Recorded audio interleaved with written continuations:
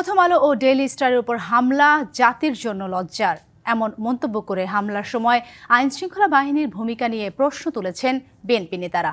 এমন ঘটনায় সরকারের দুর্বলতাকেই দায়ী করেন তারা। এখনও কেন মত প্রকাশের স্বাধীনতার উপর এমন আক্রমণ, সেই প্রশ্নও রাখেন দলটির নেতারা। গণমাধ্যম সম্পাদকরা বলেন, নতুন বাংলাদেশে যারাই ক্ষমতায় আসবেন তারা যেন সব ধরনের মত গ্রহণের মানসিকতাও রাখেন। রবিবার রাজধানীর একটি অভিজাত হোটেলে তারেক রহমানের স্বদেশ প্রত্যাবর্তন উপলক্ষে গণমাধ্যম ব্যক্তিদের সঙ্গে মতবিনিময় সভার আয়োজন করে বিএনপি। অনুষ্ঠানে যোগ দিয়ে গণমাধ্যমের সম্পাদকরা সাংবাদিকদের নীতিমালা মেনে সাংবাদিকতা করার আহ্বান জানান। এই সংকটময় সময় আমাদের জন্য যখন একটা বড় দুর্যোগ, তখন আপনারা সবাই দলমত নির্বিশেষে সকল ধরনের পত্রিকা, সকল সাংবাদিক, সকল ইউনিয়ন, সকল আমাদের প্রেস ক্লাব আমাদের সাথে দাঁড়িয়েছে। এটা একটা বড়। এখন সালাউদ্দিন ভাই, you are very friendly to the media because you are out of power. আপনি ক্ষমতায় গেলে আপনি কেমন হবেন সেটা আমরা যখন দেখব, যে আপনি একই রকম উদার, একই রকম ভাবে আপনি গ্রহণ করছেন সমালোচনা। সাংবাদিকদের সতর্ক থাকতে হবে। এই তত্ত্বাবধানের সঙ্গে যদি ফিরে আসে, সেটা একটা জাতীয় সম্পদ। বিদেশে খুবই প্রশংসিত হচ্ছিল, কিন্তু এখানে কয়েকজন সাংবাদিক প্রচন্ড ভুল করেছিলেন। ব্যক্তিগতভাবে তারা আমার কাছে স্বীকার করেছিলেন তারা ভুল করেছিলেন। এই ভুল যেন আর না হয়। বিএনপি নেতারা বলেন, কোনো গণমাধ্যমের উপর হামলা কাম্য হতে পারে না। এত সংগ্রামের পর কেন মত প্রকাশের স্বাধীনতার উপর হামলা হবে, এমন প্রশ্নও রাখা হয়। মত প্রকাশের স্বাধীনতায় বিশ্বাস করেন? তবে হ্যাঁ, আমি বিশ্বাস করি, কিন্তু তার মত প্রকাশের স্বাধীনতার পর কি পরিস্থিতি হবে সেটা আমি বলতে পারি। তো এখন পরিস্থিতি তো অনেকটা ওইরকমই বিষয়ের দিকে এগোচ্ছে বা গড়িয়ে যাচ্ছে। বিএনপি নেতা সালাউদ্দিন আহমদ বলেন, দেশের মানুষ মবক্রেসি দেখতে চায় না। গণমাধ্যমের উপর হামলা কঠোর হাতে দমন করা হবে। যেভাবে মবক্রেসিকে এলাও করা হয়েছে, সেটাকে বলা যায় আমরা তো চেয়েছিলাম ডেমোক্রেসি, কিন্তু কেন হয়ে যাবে মবক্রেসি? তাকে কেন লালন করতে দেয়া হবে? এগুলো আমি সরকারের দুর্বলতাকেই ইঙ্গিত করছি। এ সময় গণমাধ্যমগুলোকে নিরপেক্ষ না থেকে দেশের পক্ষে থাকার আহ্বান জানান বিএনপি নেতারা। নিরপেক্ষ নির্বাচন করার জন্য যারা দায়িত্ব নিয়েছেন, তাদের এই জায়গায় ভূমিকাটা প্রশ্নবিদ্ধ। অজিত সরকার, ডিবিসি নিউজ, ঢাকা। বগুড়ায় জুলাই স্মৃতিস্তম্ভ উদ্বোধন অনুষ্ঠানে ভার্চুয়ালি যুক্ত হয়ে কথা বলছেন বিএনপির ভারপ্রাপ্ত চেয়ারম্যান তারেক রহমান। সরাসরি যুক্ত হচ্ছে সেখানে। আমি বলেছি, ডিজিটাল প্ল্যাটফর্মে যারা কাজগুলো করেন, আপনারা হয়তো এখন অনেকেরই হয়তো ঘরের কর্নারে বসে ল্যাপটপ নিয়ে বা কম্পিউটার নিয়ে কাজ করছেন। যেই কাজগুলো বলেছি, যে ডাটা প্রসেসিং এর কাজ হোক, ডিজাইনিং এর কাজ হোক, বিভিন্ন কাজ হয়তো আপনারা করেন। কিন্তু আপনাকে যদি ছোট্ট একটা জায়গার ব্যবস্থা করে দেওয়া যায়, একটা ফর্মাল জায়গার ব্যবস্থা যদি করে দেওয়া যায়, যেখানে আপনি সুন্দরভাবে একটা ছোট্ট অফিস করতে পারবেন, যেখানে আপনার ছোট্ট একটা কোম্পানি থাকবে, নিশ্চয়ই আপনার সেখানে কাজটা আরো ভালোভাবে হবে, আপনার ব্যবসাটা আরো একটু বেটার হবে। আপনারা নিশ্চয়ই খেয়াল করেছেন যে গত স্বৈরাচারের আমলে জনগণের অর্থ তছরূপ করার মাধ্যমে তারা কতগুলো ডিজিটাল পার্ক তৈরি করেছে দেশের বিভিন্ন জায়গায়। কিন্তু ডিজিটাল পার্কগুলোর কিন্তু কোনো কাজ হয় না। এখানে ম্যাক্সিমামই বন্ধ হয়ে পড়ে আছে, কিছু কিছু জায়গায় কমিউনিটি সেন্টার করেছে। আমরা এগুলোকে রিফাবলিশ করব। রিফাবলিশ করার মাধ্যমে আমাদের যে তরুণ সমাজের যারা সদস্য আছে, যারা অনলাইনে বিভিন্ন রকম কাজ করে, কন্টেন্ট মেক করে, অথবা ডিজাইনের কাজ করে, অথবা ডাটা প্রসেসিং এর কাজ করে, এর বাইরেও বিভিন্ন কাজ করে, এই মানুষগুলোকে আমরা এখানে জায়গা করে দেব। আজকের এই যে ডিজিটাল স্মৃতিস্তম্ভ আজিল কলেজ কানেকশনটা দেওয়া হচ্ছে, ওটা যেরকম ফ্রি হবে, ঠিক একইভাবে আমরা এই যে আইটি পার্কগুলো আছে, এই আইটি পার্কগুলোর মধ্যেও আমরা ফ্রি ওয়াইফাইয়ের ব্যবস্থা করব এখানে, এবং সেখানে আমরা যারা সত্যিকারভাবে এই কাজগুলোর সাথে যারা সম্পর্কিত এরকম তরুণ সমাজের সদস্যদেরকে আমরা সেখানে জায়গা করে দেবো, একটা স্পেস করে দেবো, তার যাতে নিজের একটা ছোট্ট অফিস হয়, সুন্দর অফিস হয়। হয়তো প্রথমে একজন কাজ করছে, হয়তো 2-4-5 বন্ধু মিলে একটা ছোট্ট কোম্পানি খুললো, আস্তে আস্তে তাদের কাজের পরিধি বাড়বে। আমাদের যেগুলা আমরা বিভিন্ন ভোকেশনাল ইনস্টিটিউট বা ট্রেনিং ইনস্টিটিউট আমরা তৈরি করতে চাচ্ছি, সেখানে আমরা তরুণ সমাজের কর্মসংস্থানের জন্য সেখানে আমরা যেমন এই টেকনিক্যাল ট্রেনিংগুলো দিব, একই সাথে কোন টেকনিক্যাল ট্রেনিংটা নিলে কোন দেশে গেলে তার কর্মসংস্থান খুব সহজে হবে, সেই দেশের ভাষা আমরা তাদেরকে শিক্ষা দিব। আমরা কয়েকটি ভাষা বেছে নিয়েছি। এখন মোটামুটি পৃথিবীতে যেই ভাষাগুলোর ডিমান্ড বেশি বা যেই ভাষাগুলো দেশে গেলে কর্মসংস্থানের সুযোগ সহজেই পাওয়া যাবে, সেই ভাষাগুলো আমরা কম বেশি রিসার্চ করে বের করেছি, সেগুলো আমরা শিখাবো সেই সকল ট্রেনিং ইনস্টিটিউটে। কাজেই প্রিয় সহকর্মীবৃন্দ, মূল কথা হচ্ছে আমাদেরকে এখন সামনে যেই সময় এসেছে এই সময় আমাদের মূল কাজ একটাই, করব কাজ, গড়ব দেশ, সবার আগে বাংলাদেশ। এটাই হতে হবে আমাদের মূল লক্ষ্য, এটাই হতে হবে আমাদের মূল টার্গেট, এটাই আমাদেরকে অ্যাচিভ করতে হবে।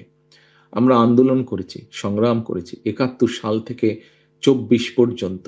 আমাদের দেশের বহু মানুষ বিভিন্ন সময় শহীদ হয়েছেন, আত্মহতি দিয়েছেন, বহু মানুষ নির্যাতিত হয়েছেন, বহু মানুষ পঙ্গুত্ব বরণ করেছেন, দল মত নির্বিশেষে, শুধু রাজনৈতিক দল না, রাজনৈতিক দলের বাইরে। আজকে যাদের স্মরণে আমরা ডিজিটাল স্তম্ভ করছি, এর মধ্যে বহু শহীদ আছেন, বহু মানুষ আছেন, বহু সদস্য আছেন যারা গুরুতর অসুস্থ হয়ে এখনো ঢাকা সহ বিভিন্ন হাসপাতালে চিকিৎসাধীন আছেন। এদের মধ্যে বহু মানুষ আছেন যারা কোনো রাজনৈতিক দলের সদস্য নয়। জাতীয় সংসদ নির্বাচন সামনে রেখে আইন শৃঙ্খলা পরিস্থিতির সার্বিক অবস্থা পর্যালোচনায় 3 বাহিনীর প্রধান এবং ঊর্ধ্বতন কর্মকর্তাদের সঙ্গে বৈঠকের পর নির্বাচন কমিশনের ব্রিফিং চলছে। দর্শক, আমরা সরাসরি যুক্ত হচ্ছি সেখানে। আমরা যে মূল্যায়নটা পেয়েছি বিভিন্ন বাহিনীর পক্ষ থেকে, আপনারা জানেন যে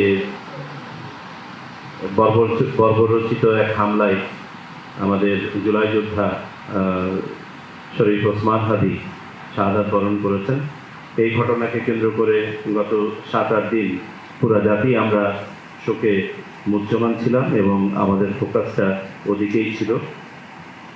কিন্তু মাঠ পর্যায়ে নির্বাচনী কার্যক্রম চলমান আছে এবং অন্যান্য জায়গায় নির্বাচনী পরিবেশ নিয়ে সন্তুষ্টি প্রকাশ করা হয়েছে। যে ঘটনাগুলো তার মধ্যে ঘটছে সেগুলো স্বরূপ সম্বন্ধে আমরা জানতে চেয়েছি, এগুলোর সাথে নির্বাচনের কোনো সংশ্লিষ্টতা আছে কিনা এবং নির্বাচনী পরিবেশের উপরে কোনো প্রভাব ফেলছে কিনা সেগুলো নিয়ে আলোচনা হয়েছে। আমরা সুনির্দিষ্টভাবে কতগুলো নির্দেশনা আজকে নির্বাচন কমিশনের পক্ষ থেকে দিয়েছি। 1, নির্বাচনের পরিবেশ বিঘ্নিত করে এ ধরনের কোনো ধরনের কর্মকাণ্ড সহ্য করা হবে না এবং বাহিনী সমূহকে কঠোর নির্দেশনা দেওয়া হয়েছে যে নির্বাচনের পরিবেশ ক্ষতি করে এই ধরনের কোনো কর্মকাণ্ড নিরুৎসাহিত করতে এবং প্রয়োজনে বাধা দিতে যা করা প্রয়োজন তা তারা করবেন। আরেকটি বিষয় আমরা সুনির্দিষ্টভাবে বলেছি, গোয়েন্দা সংস্থা সমূহকে তাদের সাথে যেহেতু আলাদাভাবে আমাদের আরেকটা মিটিং আছে, আগামীকালকে হওয়ার কথা ছিল, সম্ভবত সেটা রিশিডিউল হয়ে পরশুদিন হবে। তাদেরকে নির্দেশনা দেওয়া হয়েছে যে শহীদ ওসমান হাদির ক্ষেত্রে যে ঘটনাটা ঘটেছে আগে থেকে যতটুকু তথ্য জানা দরকার ছিল বা আমরা আশা করি সেটা কেন পারা গেল না সেটা নিরূপণের নিরিখে ভবিষ্যতে এই ধরনের যে কোনো ধরনের সম্ভাবনা নাকচ করতে বা কমাতে, এই ধরনের প্রবণতা রোধ করতে যা যা ধরনের রাষ্ট্রীয় শ্রদ্ধা ও সম্মানে বিদায় জানানো হলো মুক্তিযুদ্ধের উপ অধিনায়ক A.K. খন্দকার বীর উত্তমকে।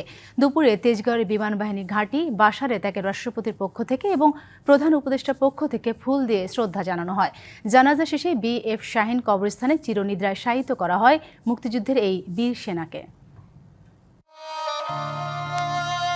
স্বাধীনতার আগে ছিলেন পাকিস্তান বিমান বাহিনীতে। মহান মুক্তিযুদ্ধের সময় চাকরি ছেড়ে যোগ দেন স্বাধীনতা যুদ্ধে। দায়িত্ব পালন করেন মুক্তিবাহিনীর উপ অধিনায়ক হিসেবে। স্বাধীনতা পরবর্তী ধ্বংসস্তূপের মধ্যে বাহিনী প্রধানের দায়িত্ব নিয়ে সামনে এগিয়ে নেন বিমান বাহিনীকে। মুক্তিযুদ্ধে বিশেষ অবদানের জন্য তাকে বীর উত্তম পদবিতে ভূষিত করা হয়। পরে দায়িত্ব পালন করেন সরকারের মন্ত্রিপরিষদেরও। 2011 সালে পান স্বাধীনতা পদক। শনিবার প্রায় 96 বছর বয়সে মারা যান 1930 সালে জন্ম নেয়া এই অকুতোভয় বীর সেনানী। রবিবার দুপুরে বিমান বাহিনীর ঘাঁটি বাসারের জাতীয় প্যারেড গ্রাউন্ডে রাষ্ট্রীয় সম্মাননা জানানো হয় তাকে, যাতে অংশ নেন অন্তর্বর্তী সরকারের প্রধান উপদেষ্টা ডক্টর মোহাম্মদ ইউনূস। অংশ নেন সরকারের বেশ কয়েকজন উপদেষ্টা, 3 বাহিনীর প্রধানসহ আরও অনেকে। জাতীয় পতাকা মোড়ানো কফিনে সশ্রদ্ধ সালাম জানানো হয়। পরে তার জীবনীতে তুলে ধরা হয় মুক্তিযুদ্ধের বীরত্বের অবদানসহ নানা কৃতিত্বের কথা। 1 জানুয়ারি 1930 সালে পাবনার এক সম্ভ্রান্ত মুসলিম পরিবারে জন্মগ্রহণ করেন। পরিবারের পক্ষ থেকে কথা বলেন তার বড় ছেলে জাফরুল করিম খন্দকার। আমার বাবা যদি কাউকে কোনোদিন মনে আঘাত দিয়ে থাকেন, প্লিজ ওনাকে মাফ করে দিবেন। আল্লাহু আকবার। পরে অনুষ্ঠিত হয় জানাজা।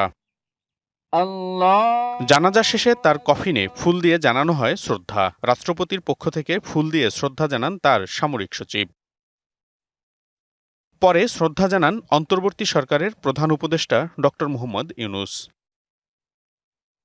ফুল দেন মুক্তিযুদ্ধ বিষয়ক উপদেষ্টা এবং 3 বাহিনীর প্রধানগণ। এরপর একে খন্দকারের সম্মানে বিমান বাহিনীর 3টি হেলিকপ্টার দিয়ে অনুষ্ঠিত হয় ফ্লাইপাস। পরে একে খন্দকারকে দাফন করা হয় বিএফ শাহীন কবরস্থানে। মনিরুল সোহাগ, ডিবিসি নিউজ, ঢাকা। আগুন দিয়ে মানুষ পুড়িয়ে মারা এবং প্রতিষ্ঠান জ্বালিয়ে দেওয়া সরকার বরদাস্ত করে না বলে জানিয়েছেন ধর্ম উপদেষ্টা ডক্টর আ.ফ.ম. খালিদ হোসেন। সচিবালয়ে তিনি সাংবাদিকদের বলেন, ময়মনসিংহের ঘটনাটি অত্যন্ত নিন্দনীয়। রাষ্ট্র পরিচালনায় এসব বড় বাধা হয়ে দাঁড়িয়েছে।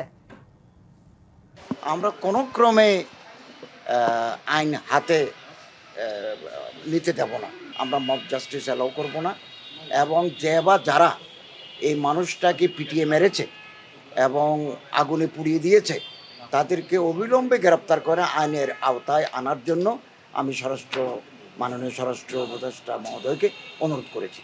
ঢাকা বিশ্ববিদ্যালয়ের বঙ্গবন্ধু শেখ মুজিবুর রহমান হলের নাম পরিবর্তন করে শহীদ ওসমান হাদি হল ও ফজিলাতুন্নেসা হলের নাম পরিবর্তন করে ক্যাপ্টেন সিতারা হল করাসহ 3 দফা দাবি নিয়ে বিক্ষোভ করেছে শিক্ষার্থীরা।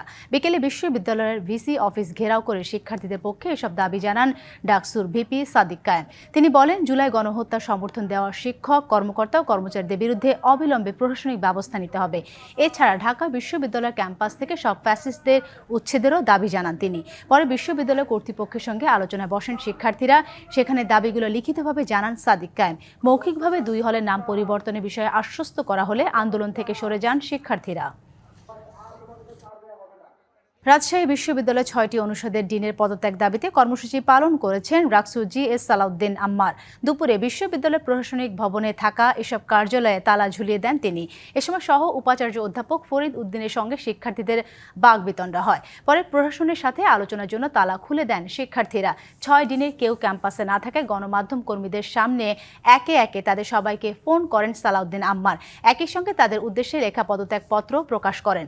রাকসু ভবনের সামনে দাঁড়িয়ে আম্মার বলেন, ডিনদের সঙ্গে যোগাযোগ করা হলেও কেউ ক্যাম্পাসে নেই। ফোনে জানিয়েছেন তারা আর এই দায়িত্বে থাকতে চান না। আম্মারের তৈরি করা পদত্যাগপত্রে সংশ্লিষ্ট প্রতিটি ডিনের নাম উল্লেখ করা হয়েছে।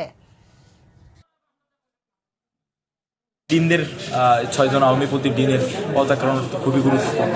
6:30টাই ডিনদেরকে তলব করতেছে আমাদের প্রশাসন, এবং আমরা বিশ্বাস করি যে ডিন হিসাবে তারা ঢুকবে এবং তারা সেই ফ্যাসিস্ট আখ্যাতেই তারা ওখান থেকে বের হবে, তাদের ডিনার কোনো পরিচয় থাকবে না। ফেব্রুয়ারিতে ত্রয়োদশ জাতীয় সংসদ নির্বাচন। সারা দেশ প্রস্তুত হচ্ছে একটি অবাধ, সুষ্ঠু ও গ্রহণযোগ্য নির্বাচনের জন্য। কি ভাবছেন সাধারণ মানুষ থেকে শুরু করে আগামী জনপ্রতিনিধিরা, সে কথা জানাতে ডিবিসি নিউজের ইলেকশন এক্সপ্রেস ছুটে যাচ্ছে সব সংসদীয় আসনে। এখন আছে সংসদীয় আসন 209 রাজবাড়ী 1-এ। সিএসআরএম নিবেদিত ডিবিসি নিউজের বিশেষ আয়োজন ইলেকশন এক্সপ্রেসে এই মুহূর্তে রয়েছি সংসদীয় আসন 209 রাজবাড়ী 1। আমার সাথে যুক্ত হয়েছেন রাজবাড়ী জেলার এনসিপির যুগ্ম সমন্বয়ক মীর মাহমুদ সুজন। এই এলাকাতে এনসিপির মনোনয়ন প্রত্যাশী রয়েছেন 6 জন। এখনও এনসিপির কোনো মনোনয়ন দেওয়া হয়নি এই রাজবাড়ীতে।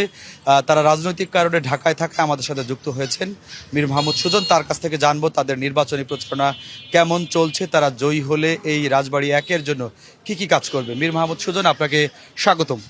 জি ধন্যবাদ। আপনিও অবশ্যই বলেছেন যে আমাদের রাজবাড়ী থেকে এনসিপির 6 জন মনোনয়ন সংগ্রহ করেছে, তো দল এখনো পর্যন্ত কাউকে মনোনয়ন দেয়নি। তো আমরা দলের দিকে তাকিয়ে আছি, দল অবশ্যই কাউকে না কাউকে মনোনয়ন দিবে, সে লক্ষ্যে আমরা কাজ করে যাচ্ছি এবং দল যাকেই মনোনয়ন দেবে আমরা তাকে নিয়েই কাজ করব। আমরা দলের পক্ষ থেকে বিভিন্ন অঞ্চলে রাজবাড়ী 1 আসনের বিভিন্ন অঞ্চলে আমরা গিয়েছি, সেখানে সাধারণ মানুষের সাথে কথা বলেছি, তাদের দুঃখ দুর্দশার কথা আমরা শুনেছি। আপনি হয়তো অবশ্যই অবগত, রাজবাড়ী একটি কৃষি প্রধান অঞ্চল। এখানে সারা বাংলাদেশের 14% পেঁয়াজ রাজবাড়ীতে উৎপাদন হয়, কিন্তু রাজবাড়ীতে পেঁয়াজ সংরক্ষণের জন্য তেমন কোনো ব্যবস্থা নেই। তো আমরা যদি নির্বাচিত হই তাহলে আমরা রাজবাড়ীতে পেঁয়াজ সংরক্ষণাগার প্রতিষ্ঠিত করব। এছাড়া আপনারা জানেন যে রাজবাড়ী হচ্ছে 21টি জেলার প্রবেশদ্বার, দৌলতদিয়া পাটুরিয়া ঘাট, সেইখানে একটি সেতুর ব্যাপক প্রয়োজন, অথচ সেখানে একটি সেতু নেই। যদি আমাদের দল থেকে কেউ নির্বাচিত হয় তো আমরা দৌলতদিয়া পাটুরিয়াতে একটি পদ্মা সেতু নির্মাণ করব ইনশাল্লাহ। এছাড়াও আমাদের রাজবাড়ীতে একটা পদ্মা ব্যারেজ করব আমরা রাজবাড়ীতে। এছাড়া আপনি জানেন যে রাজবাড়ীর 5টি উপজেলার 4টি হচ্ছে নদীবর্ধিত, 4টি উপজেলায় নদীবর্ধিত, নদীতে ব্যাপক ভাঙন রয়েছে। যে সরকারি ক্ষমতায় এসেছে কেউ এই ভাঙন রোধে কোনো কার্যকরী ব্যবস্থা নিতে পারেনি। তো আমরা এই রাজবাড়ির নদী ভাঙন অঞ্চলগুলোতে আমরা ঘুরেছি, আমরা সেই নদী তীরবর্তী অঞ্চলের মানুষের কথা শুনেছি, যে তাদের অসহায় দুর্দশার কথাগুলো আমরা শুনেছি। তো আমরা যদি নির্বাচিত হই এই নদী ভাঙন রোধে যা যা প্রয়োজনীয় আমরা ব্যবস্থা গ্রহণ করব। তাছাড়া মীর মাহমুদ সুজন, আপনাদের এই অঞ্চলে এই এলাকায় রাজবাড়ী একে শিক্ষার মান কেমন এবং হচ্ছে স্বাস্থ্যের মান কেমন, যদি আপনি আমাদেরকে সংক্ষেপে 1 মিনিটের মধ্যে সেরে দিবেন। জি ধন্যবাদ। আপনারা জানেন যে রাজবাড়ীতে শিক্ষার মান একদমই নিম্নমানের, কারণ রাজবাড়ীতে একটি বিশ্ববিদ্যালয় নেই। রাজবাড়ী থেকে যারাই মেধাবী হয়ে বের হয় তারা হয় দূরের কোনো জেলাতে পড়াশোনার জন্য চলে যাচ্ছে, তাছাড়া অনেকেই ঝরে যাচ্ছে। তো আমরা যদি নির্বাচিত হই ইনশাল্লাহ আমরা রাজবাড়ীতে একটি পাবলিক বিশ্ববিদ্যালয় করব ইনশাল্লাহ। এছাড়াও রাজবাড়ীতে চিকিৎসার মান ভয়াবহ অবস্থা একদম, সেখানে উন্নত কোনো চিকিৎসা নেই, আর রোগীকে হাসপাতালে নেওয়ার সাথে সাথে তাদেরকে রেফার করা হয়। তো আমরা যদি নির্বাচিত হই রাজবাড়ীতে একটি উন্নত মানের মেডিকেল কলেজ স্থাপন করবো ইনশাল্লাহ। ধন্যবাদ। জি, শুনছিলেন যে আমার সাথে যিনি যুক্ত হয়েছেন রাজবাড়ী জেলার এনসিপির যুগ্ম সমন্বয়কারী মীর মাহমুদ সুজন, তিনি তাদের যে নির্বাচনী প্রচারণা করছেন এবং কি কি সুবিধা জনগণকে দিবেন তার দল বিজয়ী হলে, সে কিন্তু বলছিলেন। দর্শক দেখছিলেন ডিবিসি নিউজের বিশেষ আয়োজন ইলেকশন এক্সপ্রেস, যুক্ত ছিলাম রাজবাড়ী 1 আসন থেকে। বিদায় নিচ্ছি আজকের মতো। 9টার সময় 7টার সময় দেখতে চোখ রাখুন রাজবাড়ী সংসদীয় আসন নিয়ে। আন্তর্জাতিক প্রসঙ্গ, গাজা যুদ্ধবিরতি চুক্তির প্রথম ধাপ পর্যালোচনায় বৈঠক করেছেন যুক্তরাষ্ট্র, তুরস্ক, মিশর ও কাতারের শীর্ষ কূটনীতিকরা। তবে ইসরায়েলের বারবার যুদ্ধবিরতি লঙ্ঘন দ্বিতীয় ধাপে অগ্রসর হওয়াকে মারাত্মক ঝুঁকির মুখে ফেলছে বলে মন্তব্য করেছে তুরস্ক। এদিকে গাজা ধ্বংসস্তূপ থেকে উদ্ধার করা হয়েছে আরও 94 ফিলিস্তিনির মরদেহ।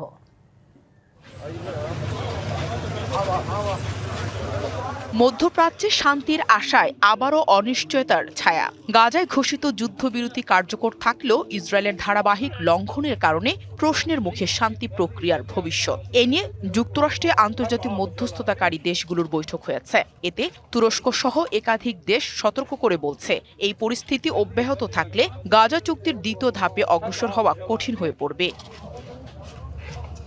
এর জন্য ইসরায়েলকে দায়ী করে মার্কিন প্রেসিডেন্ট ডোনাল্ড ট্রাম্প প্রস্তাবিত 20 দফা শান্তি পরিকল্পনার ভবিষ্যৎ নিয়ে শঙ্কা জানান তুরস্কের পররাষ্ট্রমন্ত্রী হাকান ফিদান। যুক্তরাষ্ট্রের মায়ামিতে এই বৈঠকে ট্রাম্পের বিশেষ দূত স্টিভ উইটকফও উপস্থিত ছিলেন। পরে এক যৌথ বিবৃতিতে যুক্তরাষ্ট্র, মিশর, কাতার ও তুরস্ক সব পক্ষকে যুদ্ধবিরতি চুক্তির প্রতি অঙ্গীকার রক্ষা ও সংযম প্রদর্শনের আহ্বান জানান। এদিকে গাজায় ধ্বংসস্তূপ থেকে উদ্ধার করা হয়েছে আরও 94 ফিলিস্তিনির মরদেহ। স্থানীয় সময় শনিবার এক বিবৃতিতে গাজার সিভিল ডিফেন্স জানায়, মধ্য গাজা সিটির বিভিন্ন এলাকা থেকে এসব মরদেহ উদ্ধার করা হয়। অন্যদিকে 2023 সালের 7 অক্টোবর ফিলিস্তিনের স্বাধীনতাকামী গোষ্ঠী হামাসের হামলার সময় ইসরায়েল সরকারের ব্যর্থতা তদন্তে গঠন করা কমিটির নেতৃত্ব দিতে চান প্রধানমন্ত্রী বেনিয়ামিন নেতানিয়াহু নিজেই। এমন খবরের পর ক্ষোভে ফুঁসছেন ইসরায়েলের সাধারণ মানুষ। Nahida Rinthi, DBC news desk.